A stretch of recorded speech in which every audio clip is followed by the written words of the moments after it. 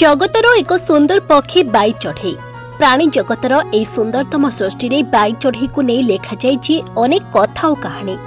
झड़ वर्षा और पवन ताले ताले एमानक किचिरिमिचिरी स्वर आनंदित करिथाए सारा परिवेश को।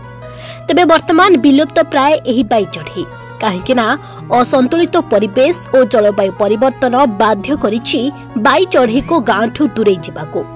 दिन थिला गाँ गहलीर पिला माने अझट हेले नाना बाई चढ़ई गीत बोली सुई देउथिले मा, किंतु एबे आगो भली आ बाई चढ़ई को देखिबाको मिलुनी।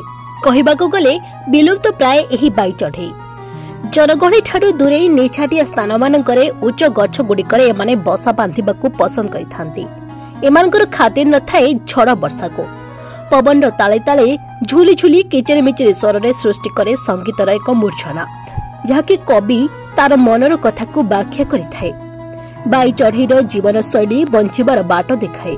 क्षुद्र पक्षीटी हेले भी तार ज्ञान कौशल एवं बसा बांधिबार कारिगरी मनुष्य को भावविहुल बाध्य करे। प्राकृतिक विपर्यय सहित चाष जमीन व्यापक परिमाणर कीटनाशक प्रयोग एवं कलकारखाना विषाक्त गैस हेउछि एमानक वंश विस्तार में बाधक। बेल थाउ थाउ एमानक सुरक्षा और सचेतनता करा न गले भविष्यत पीढ़ी पाई बाई चढ़ई केवल चित्र रे सार हेब।